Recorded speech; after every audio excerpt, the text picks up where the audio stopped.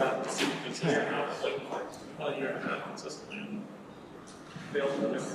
right, hello everybody. Welcome to lecture 11th of Rob 101. We are back at vector spaces. Today we are going to talk about the vector space Rn and in particular subspaces. We are very proud of you. You made it this far. Project 2 is up. I hope you had fun working on project 1. This project is about regression using climate data collected in the state of Alaska. Tomorrow we will present the project in the recitation time after the lab session.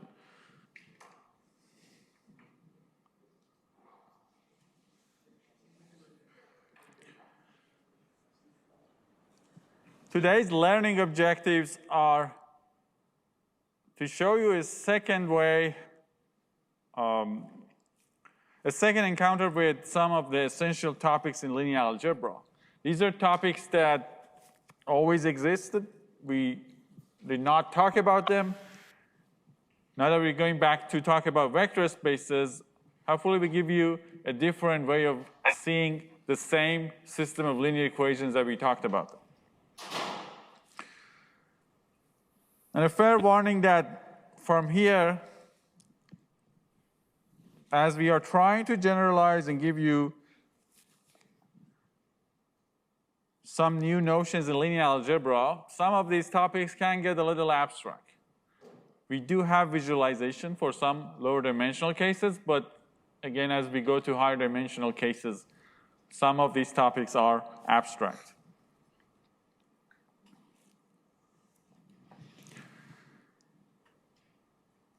So after today, you should be familiar with a vector space, knowing what is a subspace, and what is the span of a set of vectors.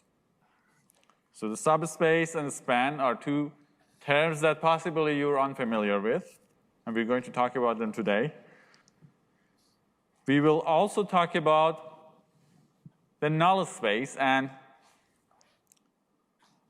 the column space of a matrix and the null space of a matrix.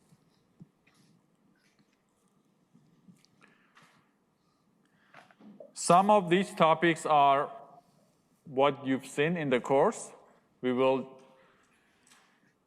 give them maybe their formal definition now, and you will basically build a more sophisticated level of describing some of the ideas that we talked about previously using maybe words. Now you can talk about them with more mathematical sophistication, which will help you to read books and articles when you are dealing with linear algebra topics.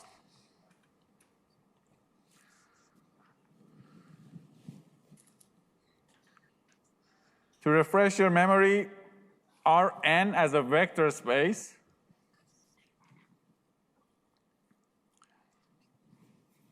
was built using n tuple or tuple. And tuple is an ordered list of n numbers. We could write them using parentheses and just stack them in a row like this, or we could put them in a column vector. And our choice is usually column vector.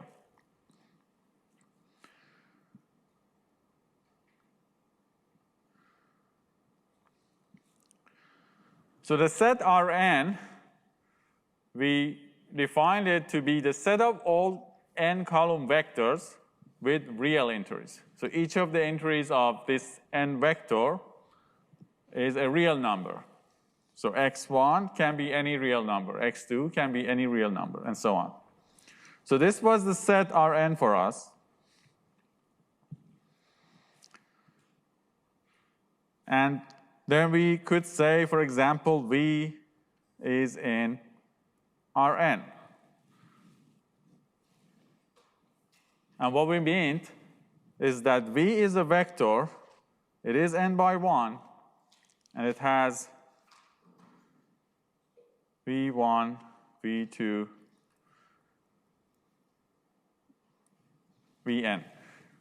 N entries, and each of them, obviously, Vi is in Rn, right?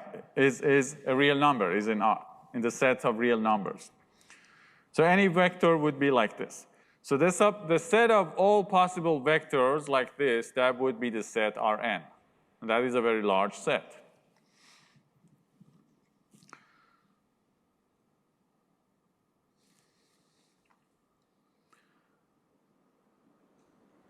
And we want to talk about sets that are maybe a smaller part of the set, some vectors. And then how can we combine them to create a space that is sort of independent? We will call that subspace. But it also doesn't cover the whole space. That's basically the idea here.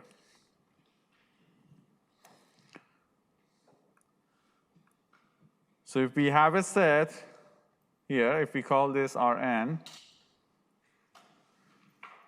and I have another set inside this, right?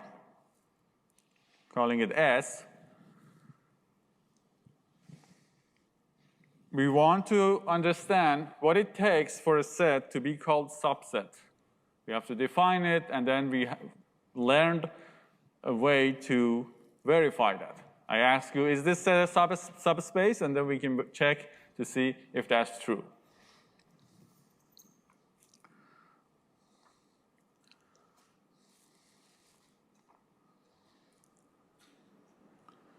Now, without learning anything, what's the biggest subspace of Rn?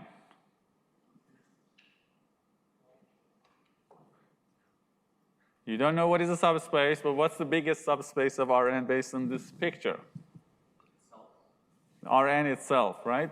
That's something you could guess even before learning it. The sub, right, part implies that it should be a smaller version of that. So the biggest one is always the set itself.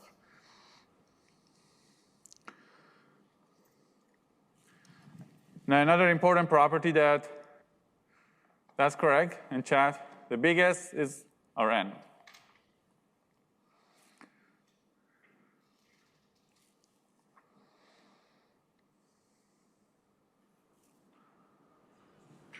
One question in chat is that wouldn't an example of S be the set of natural numbers raised to the power of n? What if instead of R, we say every entry should be, for another set like S, we say every entry should be a natural number. We can certainly do that. And you can imagine that will basically put limit on what the vectors can be, and that will not cover the whole set Rn. That will be certainly a subset. It's a smaller set in Rn. But is that a subspace? Maybe, maybe not. We need to learn what is a subspace and then verify that. Once you learn the definition, try to write it down. See if it's a subspace by following the definition. But it's definitely a subset.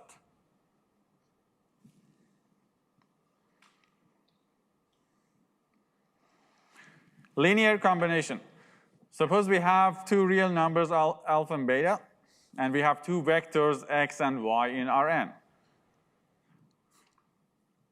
If you remember, the linear combination of these two vectors involves multiplying each scalar, real number, by a vector, and then adding them up. So alpha times x plus beta times y is called the linear combination of x and y. So alpha and beta can be any real numbers, including the zero number. So the rule for multiplying, I have to stop. There's a statement in chat that I guess subspaces are exactly the same as subsets. They're not. That's what we're going to talk about. Subspace does not equal a subset. And that's the topic of today. Okay, you mean to say not. Okay. Then you were right, I guess.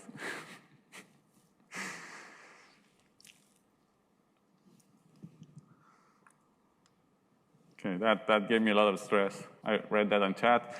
So alpha times x plus beta times y. What was the rule of a scalar times a vector?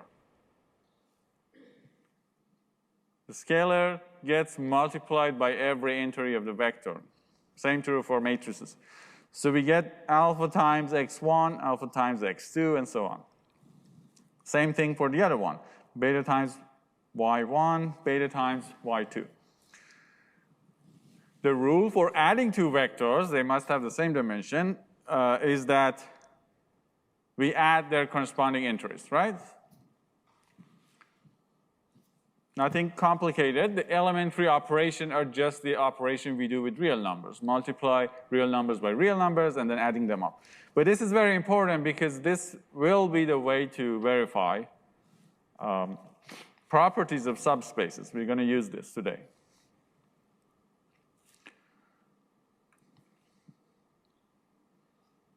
So let me know if you are not comfortable with any part of it.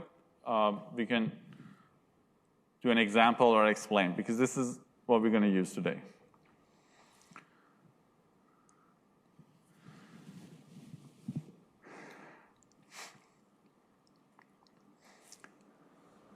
Now let's first talk about a subset.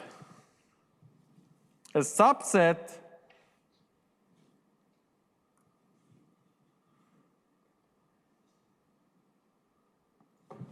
is a set that every element of it is contained into its superset, the set that it contains. So let's say a set such as V, right, is a subset of another set, say W. That means if X is in V, that means X is also in the set W. If that's the case, W contains every element that we have in V, and then V is a subset of W. And you can draw diagrams like this. Maybe this is W and this is V. Okay? So every element of V is an element of W.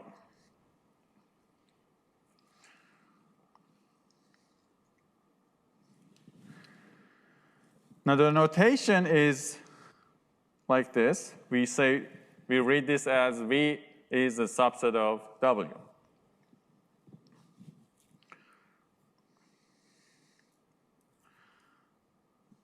Now what if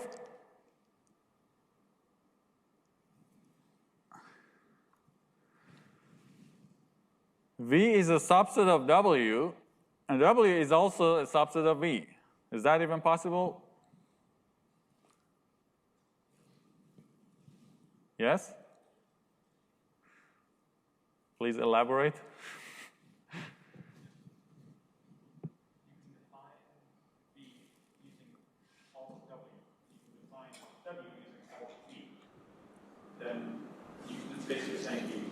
Yeah, exactly. So basically, they are equal, right?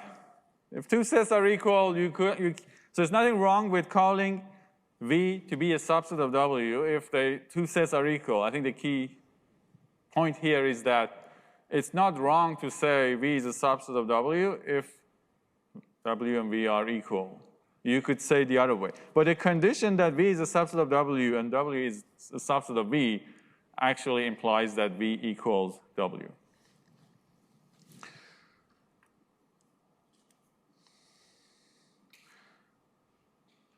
You might see a notation like this as well. This line means that it is a subset, but it can be also equal as well.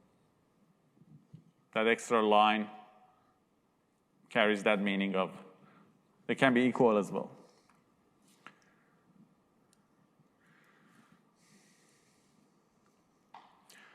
So that's simply a subset. So now when we say, suppose V is a subset of Rn and is non-empty. So you already know what is a subset, right? Yes, go ahead. Just checking my understanding here.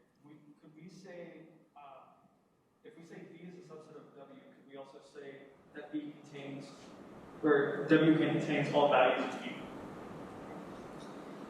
If you say V is a subset of W, we can say W contains all the elements of V, right? Yeah, it's the same thing. But we want to make our terminology more and more sophisticated as we move forward, right? When you speak with a mathematical language, you say V is a subset of W, then that's understood, right? Eventually, you don't talk at all. You just write symbols. If you go that far, then nobody understands what you're talking about. We try to keep the balance in Rob 101.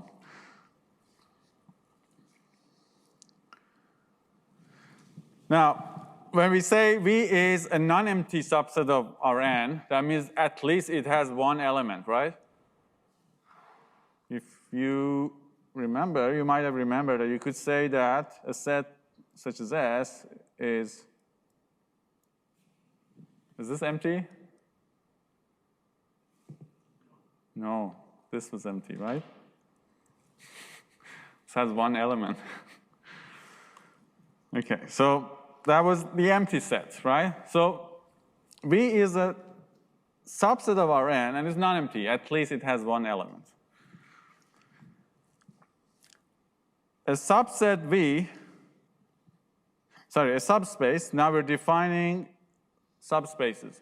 So subspaces are special kind of subset. A subspace of Rn contains every linear combination of elements of V. Whether you multiply them by scalars or add them up, it's already in the set, right? You can say that V is closed under linear combination. So the closed hypothesis is that if you do the operation of linear combination with any arbitrary real numbers multiplying the vectors in the set and then adding them up, the result will be still in the set. You get another vector and that's an element of the set. So we say subspaces are closed under linear combination. So that distinguishes a subspace from simply a subset. Okay, so subspace is a more special case of subset. It's closed under linear combinations.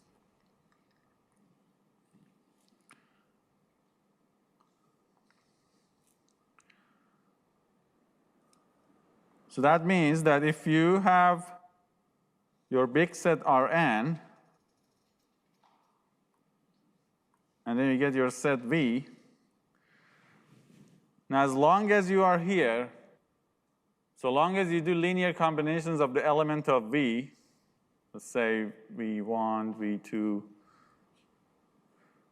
alpha times V1 plus beta times V2, right? This is always inside this red set.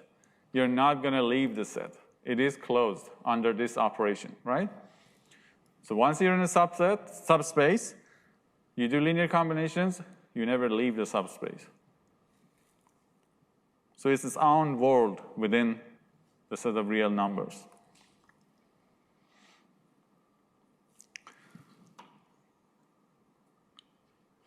What is going on in chat? People are talking about cardinality. All sort of complicated things. Not related to today's, but yeah, cardinality is the size of the set. At least one element means cardinality 1. Yeah? Can you provide an example? That's why I'm here, to provide an example. Otherwise, you could read this much yourself from my slides. I think we're going to see an example soon. Now, let's write it using basically the symbolic language. We say alpha times V1 plus beta times V2 belongs to the set V, and V1 and V2 are already in V, right? That's the linear combination of the elements of V. No matter what you choose for alpha and beta, right? The result will be still an element of V. Okay.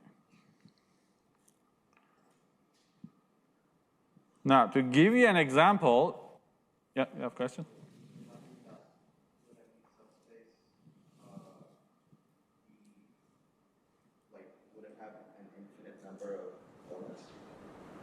Can you please repeat? So would a subspace of Rn have an infinite number of elements?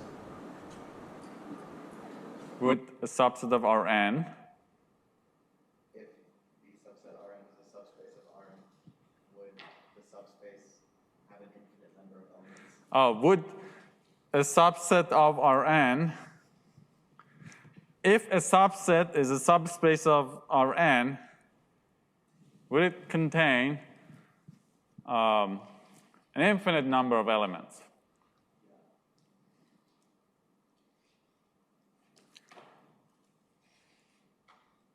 I mean, yes, in the sense that if you take an open interval of any of the real line, you have infinite numbers, right? In that sense, yes. Because with the real numbers, you can generate infinite, uncountable infinite numbers. So yes. You can have infinite within infinite, so that's right? How many numbers do you have between 0 and 1? Infinite numbers.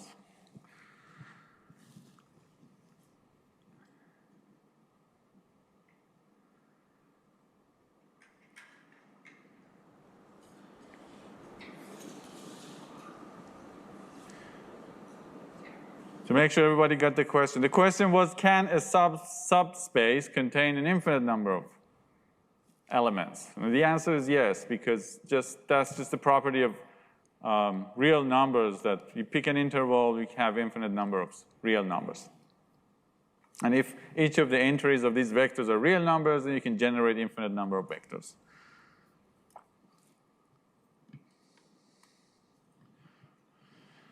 Okay, to check that a subset is a subspace, we can individually check that. First, it should be closed under vector addition, right?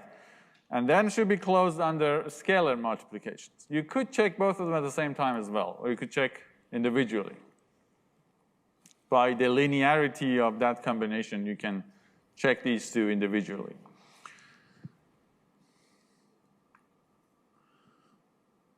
Okay, so 1 and 2, that's the check for the linear combination.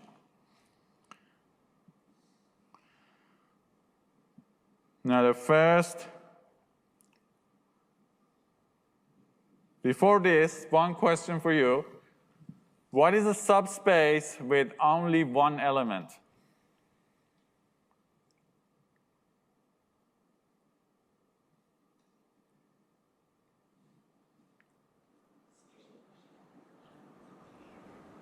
Yeah, what was the answer? Scalar? No. There's a set, it has only one element, and it's a subspace. It must be a very special set. You can guess already.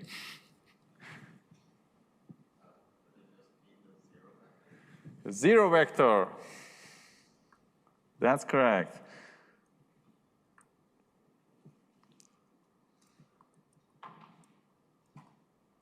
Now the 0, you mean n by 1, right? Whatever is the dimension. It could be scalar, it could be 2D, 3D. Why is that?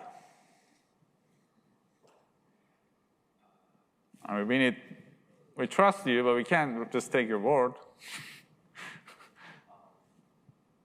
So I guess the logic here is the subspace is listed here to the root from the board. But doesn't matter what, since the only vector in this subspace is the zero vector, it doesn't matter what we multiply it with, you'll get a zero vector as a resultant, or it doesn't matter what you add it with, because we'll get a zero vector. Okay, so your defense is that we should go back to here and check, right?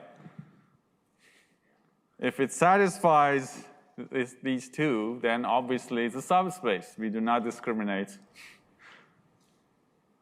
just because it has one element and that's zero. That's the value. So anything that satisfies these two properties is a subset. That's the end of it, right? You do not need to justify anything else. So why? Because pick any real numbers, alpha and beta, right? Well, you only have one element. So you always get back 0. So in other words, alpha times 0 is 0. And no matter how many times you combine it with different numbers, you just get 0. So this means it is closed under linear combination. Why it is closed? Because the result is 0, and 0 is an element of the set V. So that's the reason. It's closed under linear combination. So it is the smallest subset with one element. Sorry, one subspace with one element. And that's the origin, right? So the origin is a subspace itself alone. To make it, that's correct. We got the answer in chat too, because it's linear combination will result in 0. So that's our basically tool. We're going to apply that to give you subsets. You apply the tool, the linear combination test, and then you tell me if it's a subspace or not. Now, to make it more interesting, I'm going to claim that every subspace must contain the 0 vector. If it doesn't have the 0 vector, then it's not a subspace. Okay, so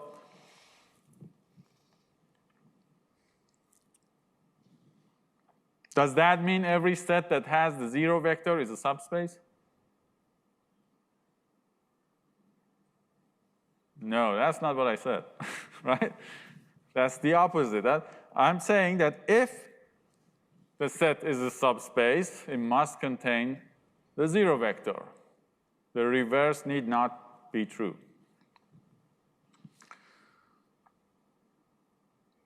Well, how to prove this?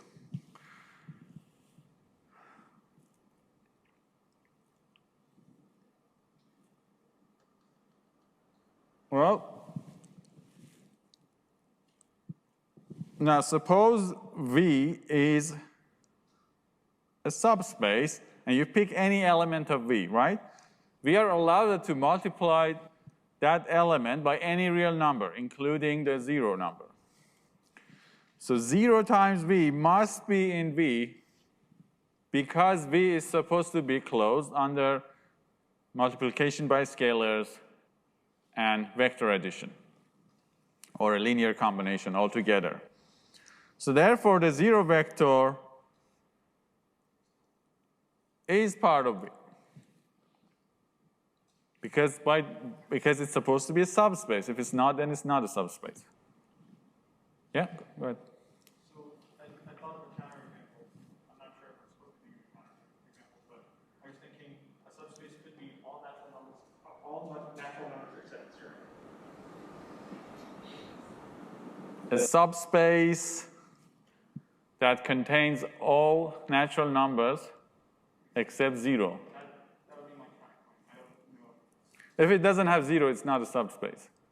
Because then I multiply an element of that set by 0, then the result does not belong to the set, so the set is not closed under multiplication by scalar. Then conclusion is that is not a subspace. Subspaces are closed under linear combination. So the scalar that you're multiplying by the vector, the scalar that you're multiplying by the vector can be any scalar.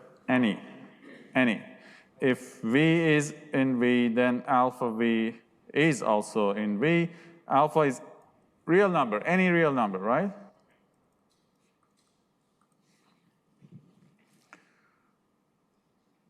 Now, obviously, don't choose infinity, but any number. Something that we actually work with.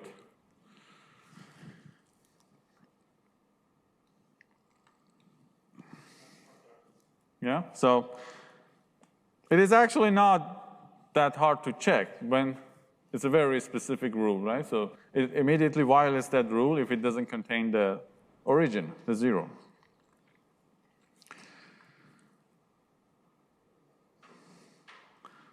So you might as well check first if it contains the 0 vector or not. If the set does not contain the 0 vector, it's already disqualified to be a subspace. You don't need to check the more involved linear combination part, right? Now, it's not sufficient, but it's necessary. This picture can help a lot. The origin is here, not in the bottom left. Now, what it takes for a line to be a subspace, we said that because this is the set R2, right?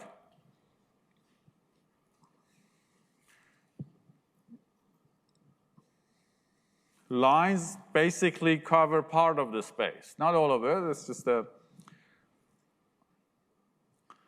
line going through the space, R2.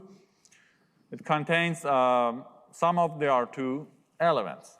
Now, what it takes for a line to be a subspace, we know already that subspaces contain the origin, 0 vector.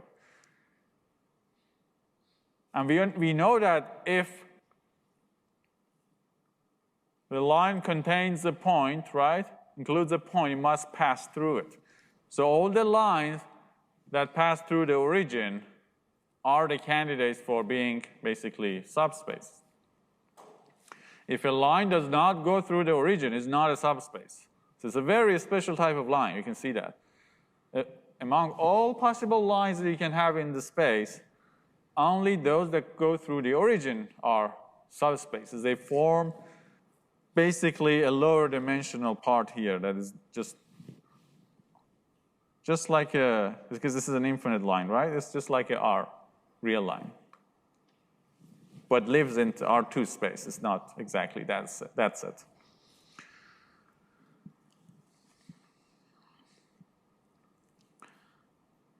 This idea will generalize to higher dimensional. In 3D, it's going to be all the planes that go through the origin, right?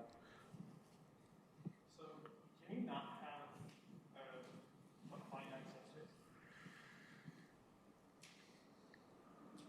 Because a line is infinite based on its coordinates, you can find it at all points, but you can just increase the definition forever, and you'll get infinite points. It needs to satisfy, so the question is, can the set be finite and be subspace? Subspace be finite. I don't have an example off the top of my head, but if it satisfies the conditions, sure. So I'll try to find an example for you. Would the subspace just of the 0 vector be a finite subspace? There you go. The 0 vector, you deserve a plus. So a brilliant answer was that the smallest subspace that contains the 0 vector is a finite set, basically. Yeah. You wanted something more exciting, I know, but that answers your question. Yeah. Making it too hard. Because if it's finite, it gets trickier. We need to, but we all ultimately, you come up with an example, right? I'm going to check the definition. The reverse is obviously the definition won't give us the set. It's harder to come up with an example like that.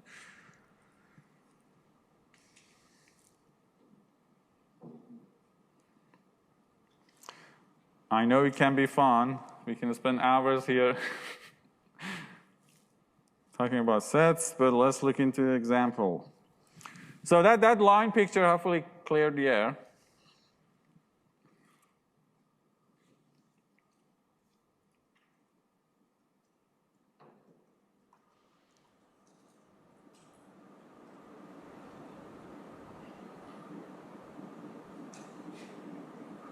Okay, we get some help in chat.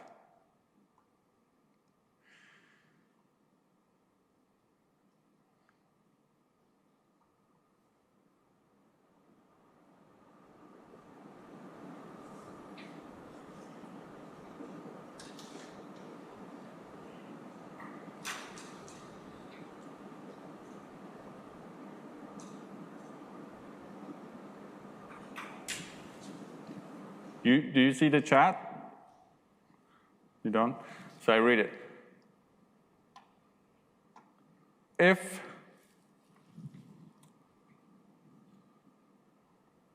If a subspace is finite, it only contains the origin. A subspace with exactly 2 elements cannot be a vector space.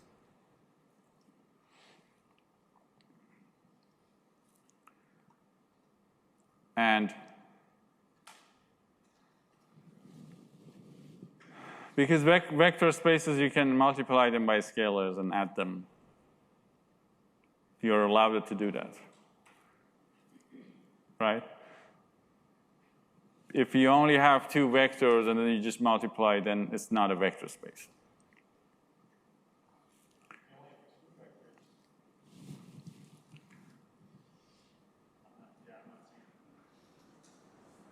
A vector space, right, is defined by a set of vectors over a field, real numbers here. You can multiply the vectors by the real number and you can add them up, right? You can do that. That will create a vector space. That's the space, that's the bigger one, Rn. If you have 2, you can't really do that, right? So it breaks down the space to begin with. So you don't have a space to talk about the subspace, right? 2 vectors being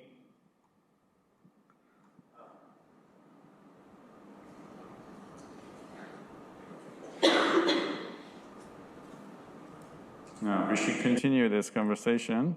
But no, it is a very good question. Let's continue it maybe offline or on Piazza.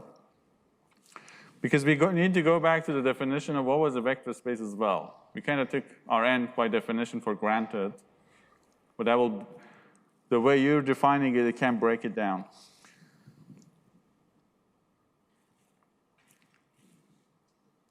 Ben is asking, can you elaborate what you mean by closure? Yes, in this example, we're going to talk about it. So suppose V is the set of all points that lie on line y equals m times x plus b. So you know a line equation to be like that. M is the slope and b is the y-intercept, right? So V is the set of all vectors that you have x as your independent variable, and then y, the line is defined as m times x plus b, such that x is a real number, right? X can be any real number, and then this is how you get your line.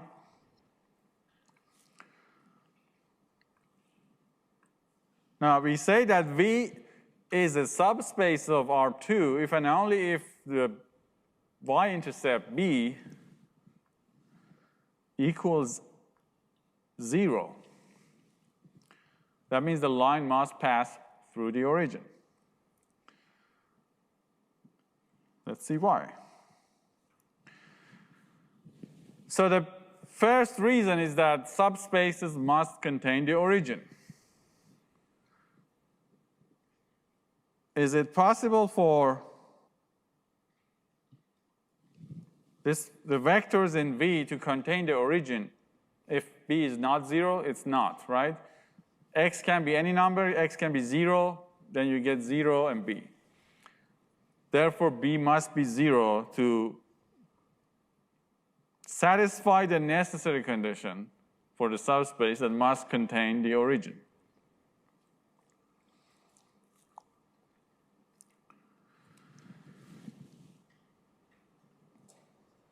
To check the sufficient condition, we need to check the closure. That was the question also in chat. And what do you mean by closure? By closure, we mean that we check the linear combination. The results must be again part of V. That's the meaning of the closed nest hypothesis that we have here. So it is closed under the scalar multiplication and vector addition. Again, closed means that when we do a scalar multiplication and vector addition, the results, again, is a member of that set. Let's try it. Pick two arbitrary elements of set V. Any element of V will be, for example, V1 and V2, can be generated from different x. Pick x1 and x2, right? Two real numbers. That will give you V1 and V2. Now, if you perform linear combination of them, let's say without multiplying them, we add them, we check the vector addition first. So V1 plus V2 will give us x1 plus x2, and we can factor m times x1 plus x2. Now, it is not very difficult to see that you can define this as x and mx. Basically, x1 plus x2 is just another number like x, real number, right? So you just get a vector that is also part of V. And that's what we mean to be closed. It is closed under vector addition because the results was part of V. We do not know yet if it's closed under a scalar multiplication. Notice that I set here B to be 0 already because we realized that that's a necessary condition. You can check the book, what happens if B is not 0. You end up violating one of these rules.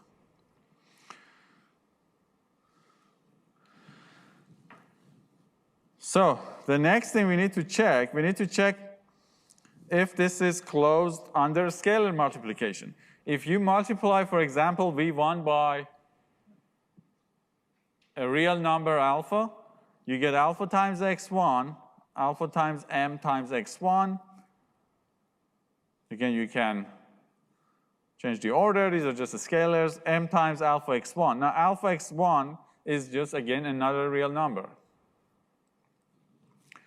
So therefore, it is also closed under a scalar multiplication. Scalar times vector.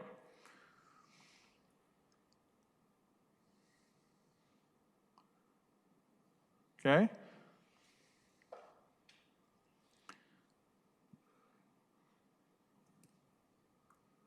You could also go straight and check, say, alpha times V1 plus beta times V2. You could do this too.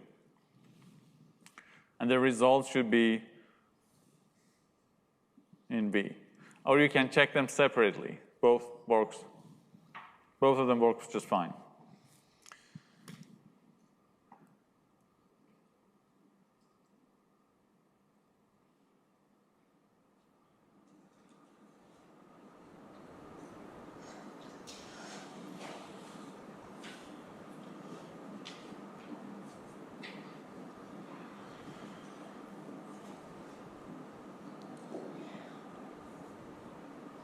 So what's the conclusion? The question was asking,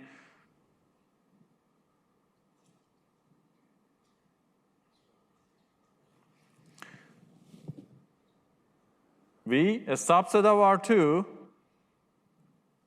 that has this form of a line, right,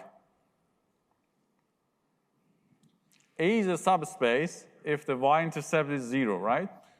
So if a line goes through the origin, we just proved that. We could see it visually, but we didn't know if it's closed under scalar multiplication or vector addition. So if it goes through the origin, a line is a subspace. In 3D, you can try that. That will end up being a plane that goes through the origin. R4 and above, this is going to be a hyperplane.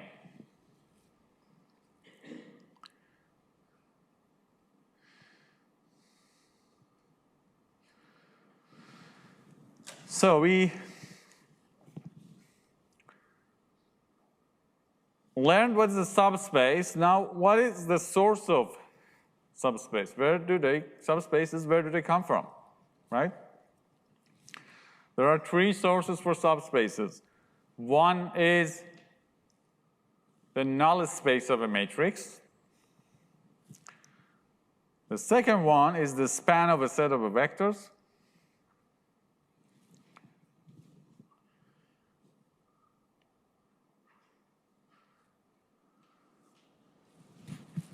Which this span should answer your question. We're going to go back to your question. It's kind of a reverse way of constructing subspaces. It will answer your question of finite or infinite numbers. And the third one is the column span of a matrix. So let's learn what is a null space and what's the span. You already know what is a null space, but we are going to formalize it. You never thought about it maybe as a set of solutions. You are familiar with the homogeneous set of linear equations Ax equals 0. For an n by m matrix A, the set of all solutions to the homogeneous system of linear equations is called the null space of that matrix. So the null space of A is all vectors in our M, because A is n by m, such that A times x gives you the 0 vector, or the null vector, hence null space.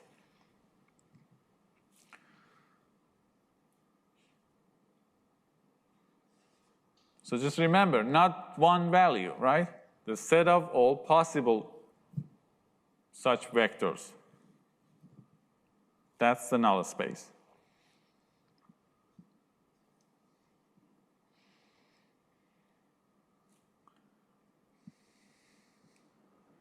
So what's the smallest null space for any matrix?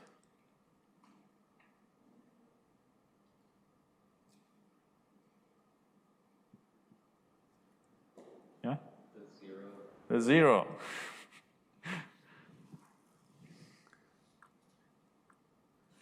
You're on a roll today, answering all the 0 questions. So we already know that if x is 0, right,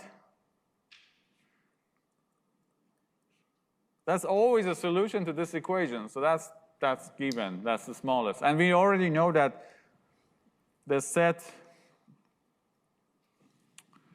of the 0 vector is the smallest subspace.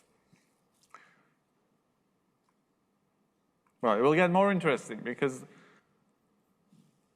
you will end up with a set that's not 0. It's non-trivial, basically, solution to the equations that I will generate a subspace, and that's the null space of A.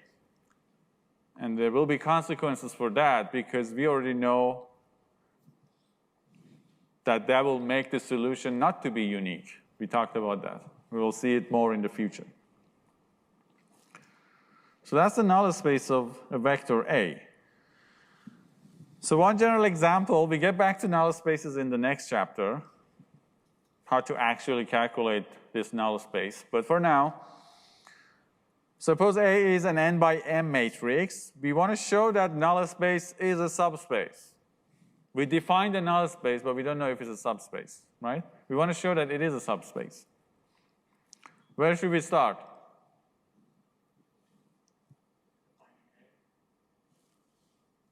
A arbitrary n by m is defined. I want to show that null space of A is a subspace.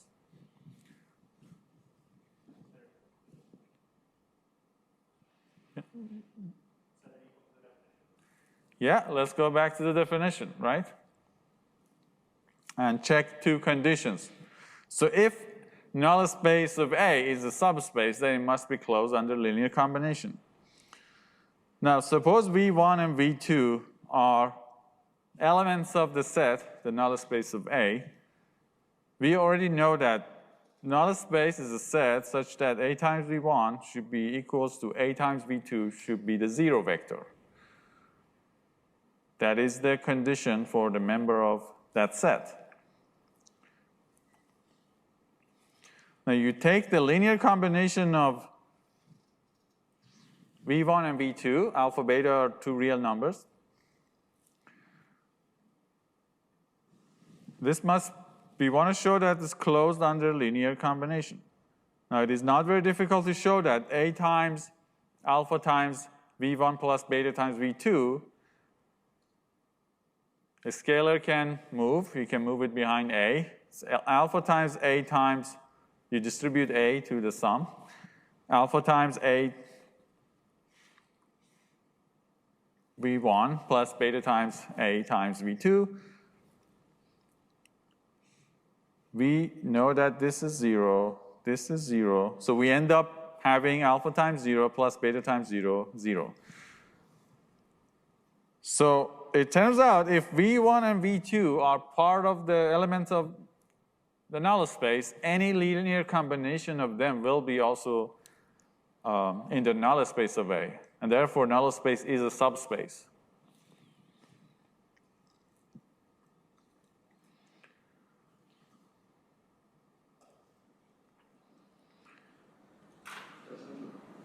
Doesn't this only answer the addition part of the definition, not the other type of definition? The question is, does this only answer the addition part of the definition? It addresses both. The addition was V1 plus V2. The scalar multiplication is like this, right? Now, because of linearity, you can check them at the same time. That's what we did a lazy job here. We checked both of them. Because you can move alpha. Alpha is a scalar, right? It can move to any location. Then we just checked immediately that alpha times V1 plus alpha plus beta times V2 must be also in the null space of A. You could check them separately too. If that makes sense, make more sense to you, you can do that. I just have a quick question on the definition of null on slide 18. So when you scroll up, it said that it was Ax equals 0 n by 1, but then later on we're saying that it's n by 1, and I was just a little confused on. Your question is, in this definition, why this is n by 1? Does this part? Yeah, as opposed to later on when it's n by 1.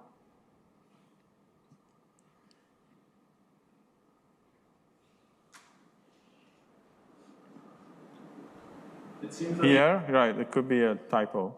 It seems like you flipped, when you defined the vector space, you defined it as Rm, not Rn.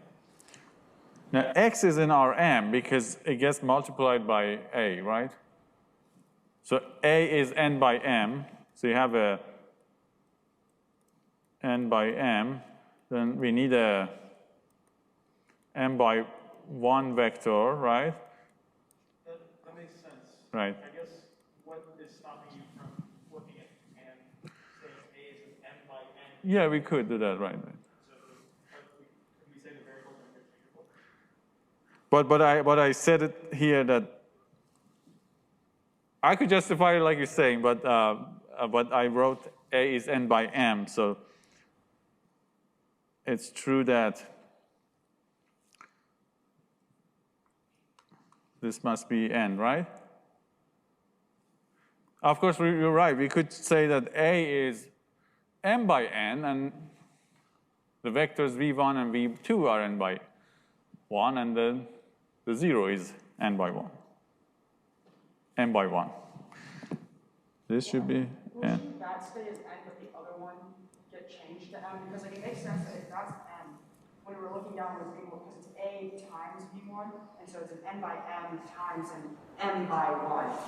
And that works. So if you change that to n by 1, it fails later on in the equation. You have like a dimensional You're talking about here?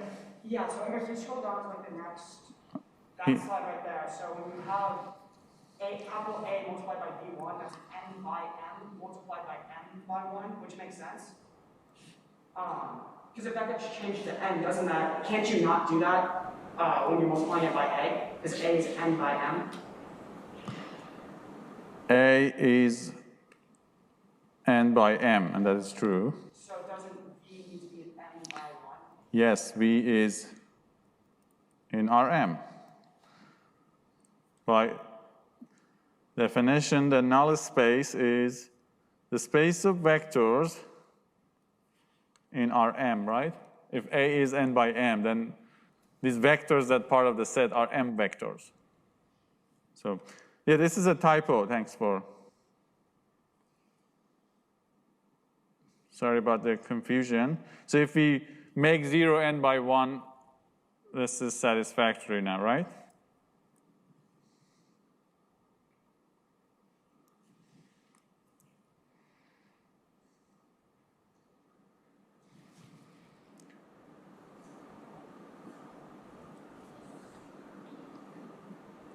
Okay.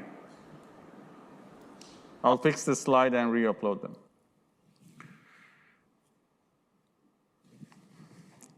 So null spaces are subspaces.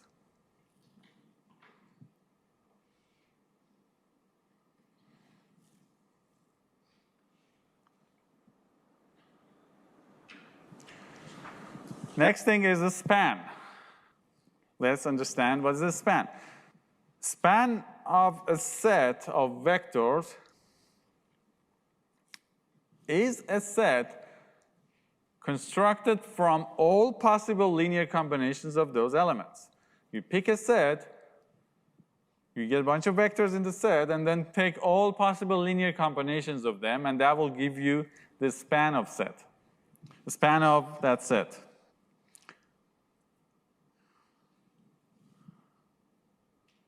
So what happens here?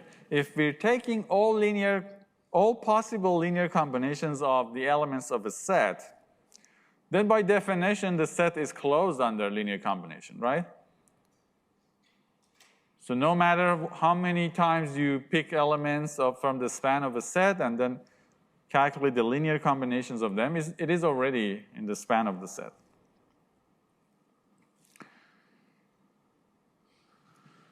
So unlike the null space that we had to verify, this time by construction, span is a subspace.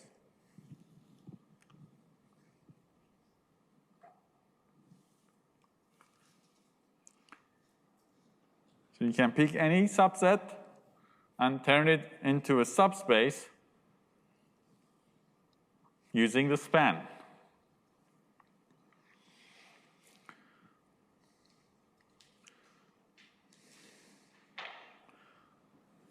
That's the utility of a span, right? You might say why it is good for. This is a way to generate subspaces. I can give you a set, and you can generate a subspace using the span of that set.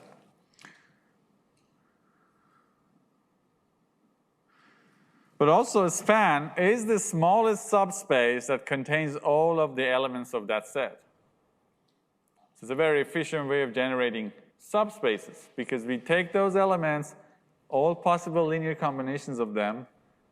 It is the smallest set that is closed under that operation because we covered all possibilities by construction.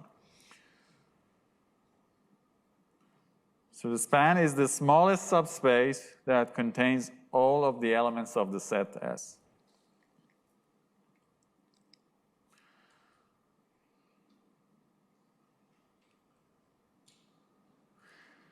Now, what if a set is already a subspace? What happens if we take the span of that set?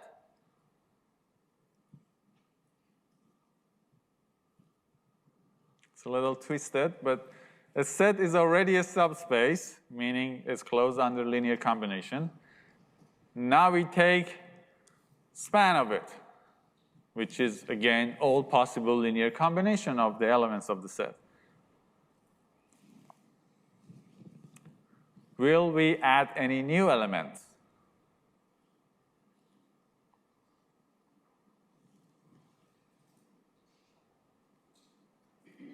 Yes? No? No. Exactly. So if all the linear combinations are already included in the set, so the span will not add any new element. Therefore, if a subset is also a subspace, then the span equals the set itself.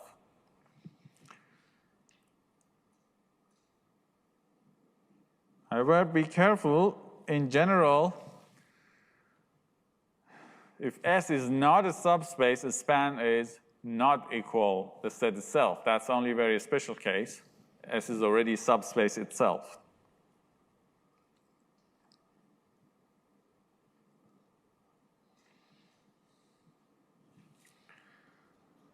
Which gives you intuition behind why subspaces are, span is the smallest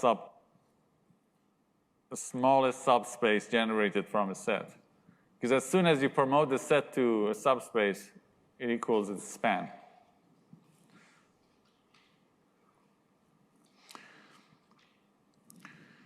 An example.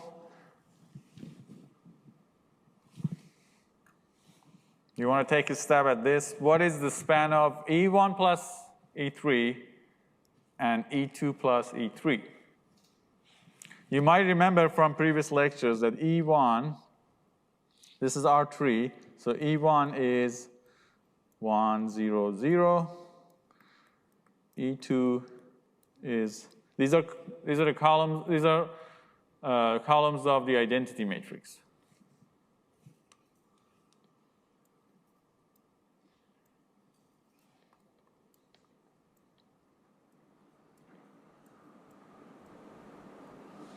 So E1 plus E3 will be a vector like this, 1, 0, and 1. E2 plus E3 will be another vector like this, 0, 1, 1. Now the question is, what is the span of these two vectors?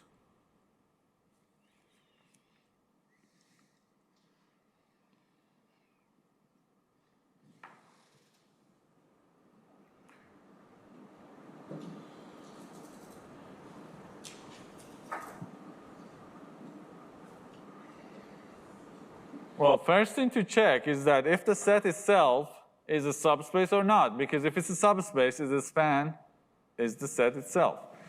We can immediately verify that the vector E1 minus E2, which is basically if you subtract this element from the second one,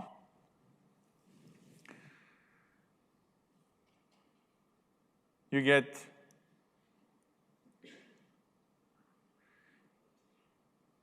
E1 minus E2, and that,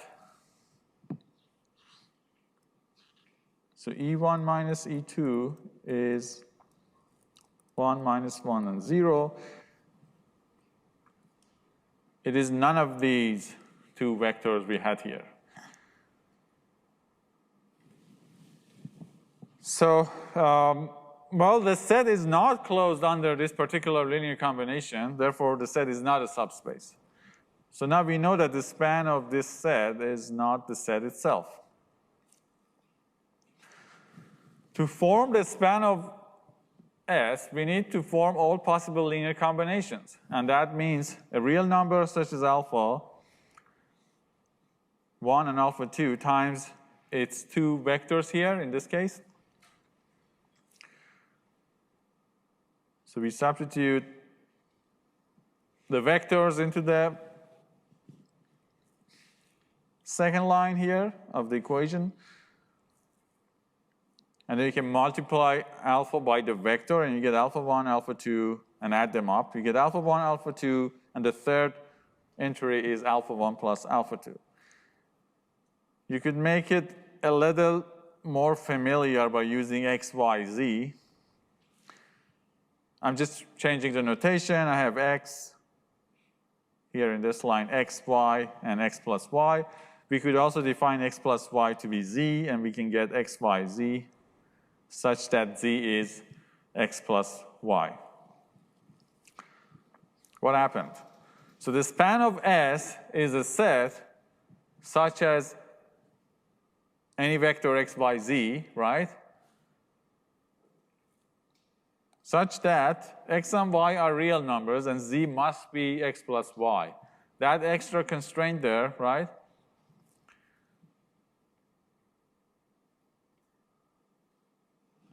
Is defining a plane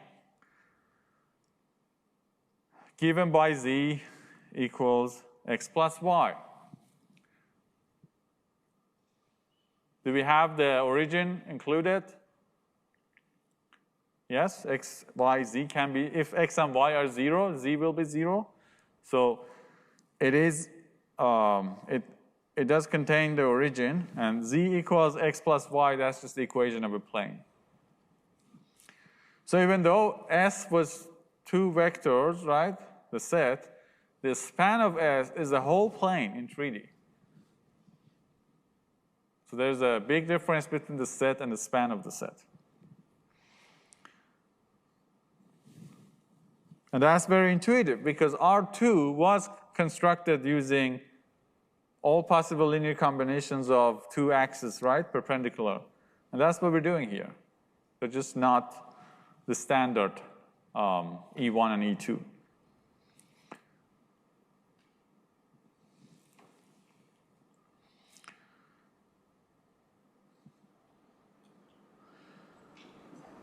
The last thing we want to talk about today is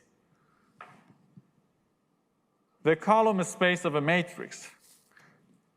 So it was very convenient to think about matrices as an array of numbers. We had a bunch of numbers. We could store columns. We could store numbers.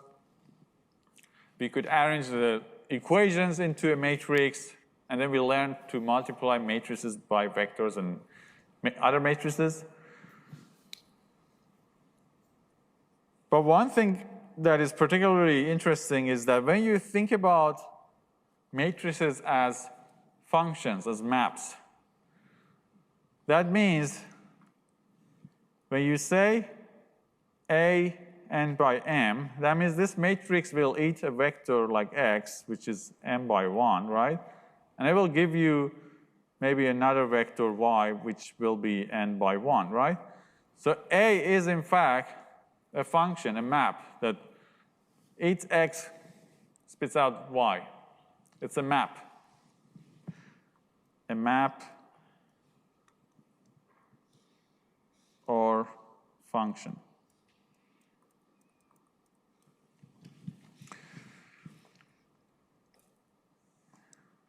Now, when you think about matrices this way, which the more you build on your mathematical intuition, many things end up being just a map in math. This is a very advanced way of thinking about a matrix. Then you might ask, what are the possible outcomes that I can get out of this matrix? I can maybe give any input x, right?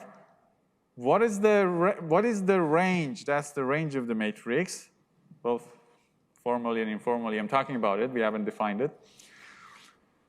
What are the possible outcomes that can come out of this map? It cannot be just anything because these numbers in the matrix will get multiplied by x. We know we end up getting linear combinations of columns of the matrix weighted by entries of x. So that makes it interesting. And then when we talk about the column space of A,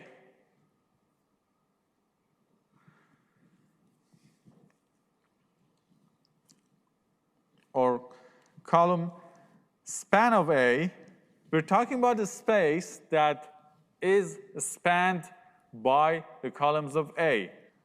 So this is the set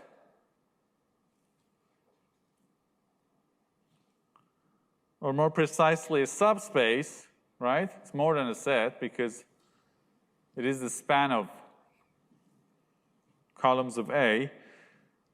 It contains all linear combinations of that. So the range of possible outcomes are all the vectors can live in the column span of A. the span of the set that contains columns of A as vectors.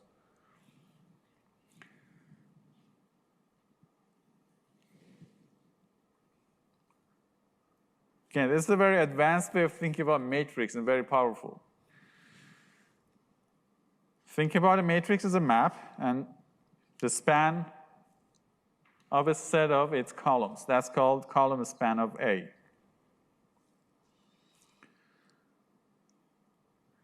Now you remember we talked about AX equals B has a solution if and only if B is a linear combination of the columns of A. We talked about that.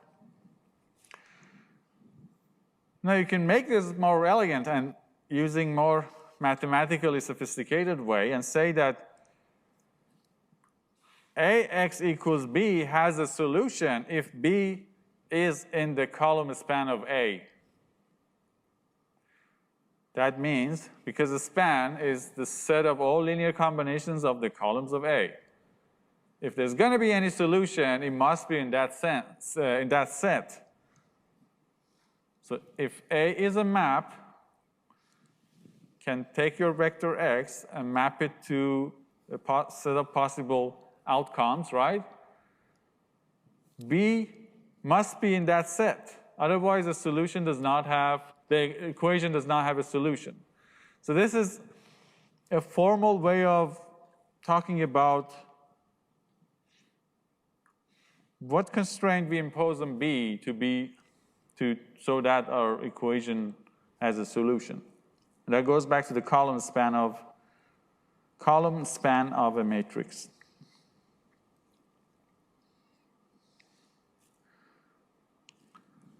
And the column span of a matrix is the range of possible vectors that you can get out of that matrix. An example. A is a 3 by 2 matrix. B is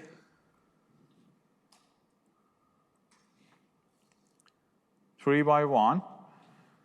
Does AX equals B have a solution?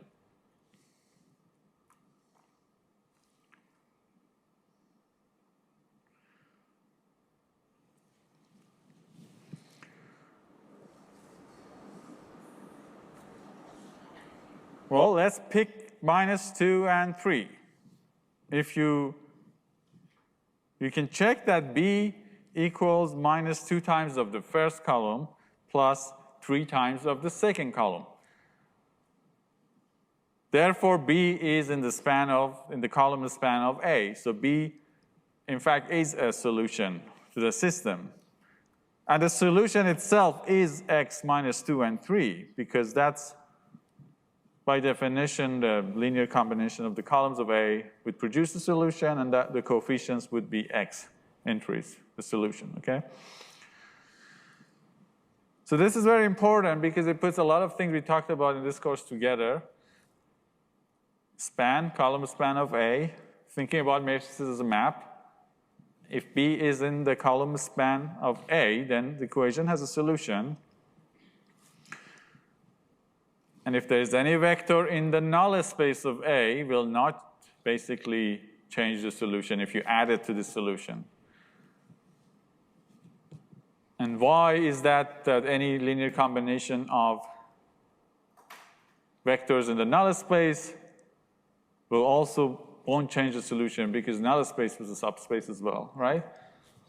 Yeah? How did you get -2 and 3? Did you just know, since we just knew that was the solution? Yeah, I knew the answer, so.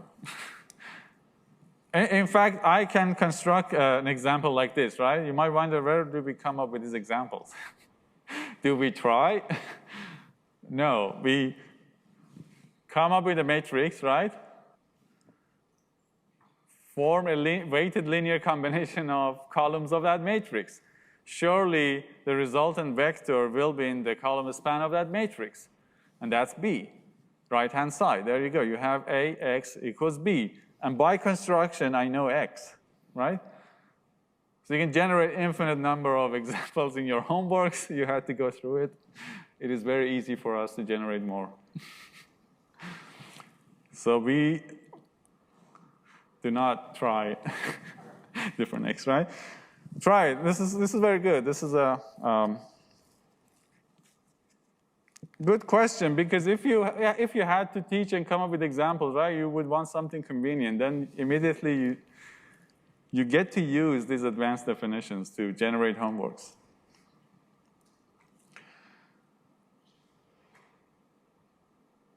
So we didn't have many pictures today, but the topics are extremely important. We formalize and make everything a little fancier with formal mathematical terminology. We will continue on this topic. Now we're ready to talk about dot product and orthonormal vectors. Orthonormal vectors are vectors that are orthogonal but also normalized. And the dot product, which maybe you've been waiting for that, it will allow us to talk about the geometry, later angles, and other interesting topics. So next time we will discuss another lecture related to Chapter 9. That will be on Wednesday. Thanks for joining the lecture. See you on Wednesday. Or see you tomorrow. We'll talk about the project.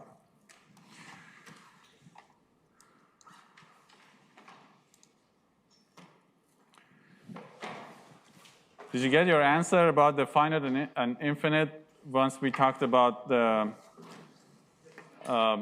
span? Did you get your answer about finite and infinite when we talked about the span? Because if it's finite, then you have to generate all possible linear combinations. Yeah. All possible real numbers, it's not going to end up being finite, right? Yeah. So you get infinite number of vectors. Thank you. See you.